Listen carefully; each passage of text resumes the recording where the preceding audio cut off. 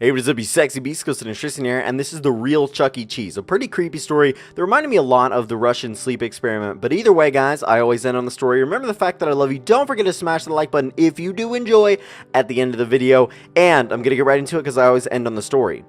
Have you ever thought that there was something the creators of Chuck E. Cheese were hiding something from us all? Or have you ever found something to be off about the place? Even the creepy robotic mascots that danced on the stage.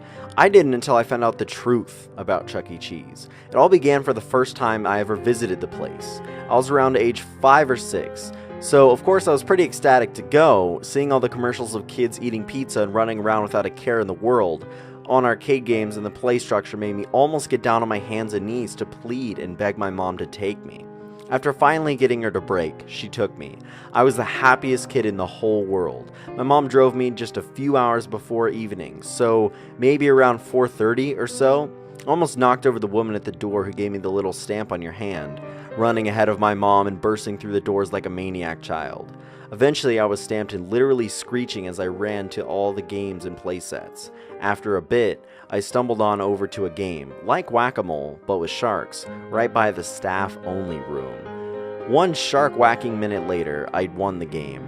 Before I could squeal in success and collect my tickets, my ears caught the sound of something very strange on near the staff-only room. I could hear someone say, "Test number 15 on mutated rat results in angered behavior such as throwing desk and scientist at the wall." I then began to wonder what the world they would be talking about. Maybe they were making a new game. Being so young, I had no idea what was actually going on in there. Being curious and a little bit interested, I pressed myself against the door and listened in as carefully as a 6-year-old could. I could hear them snapping at each other. Things like, "What are we going to do with this beast?" and "Get it away from me." A mumbled shout poured over whoever was in there, and replied with a louder, "We can't just kill the thing, it's the beast version of our mascot," then suddenly stopped. I blinked for a second, and pressed myself closer to the door. I quickly realized that this was a very bad mistake, as the door opened from my weight against it. I slipped in, going from leaning on the door to falling face flat on the ground of the staff room. Immediately, footsteps trampled over me. Hands grabbed my arms. I was out like a light in a few seconds, and I still don't know what the fuck they did to do that. I woke up slowly, my eyes feeling heavy and my body feeling weak, in some kind of interrogation room.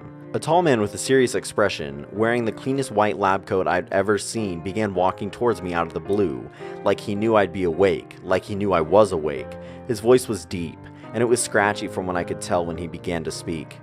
You know, don't you? You know," he said. I was a 6-year-old half knocked out at Chuck E. Cheese, so I didn't know what they expected from me. I babbled for a second, letting my tongue function correctly. What? I replied dumbly, blinking hazily. He grabbed my arm, making the static feeling intensify somehow. He pulled me a bit, making me whine. Though I quickly shut my toddler trap when a loud banging on the door echoed throughout the room. Naturally, me being so young and clueless, I screamed, thrashing around. The man let go of me, snapped at me to shut my mouth. Forgetting about almost everything, I thrashed around some more, slipping out of my chair. I kicked my legs. Going into the corner of the room, I screamed again, banging my foot against something, making a loud metal clang against my foot. I twisted around and whined down at an air vent. I kicked it again out of scared, hot anger.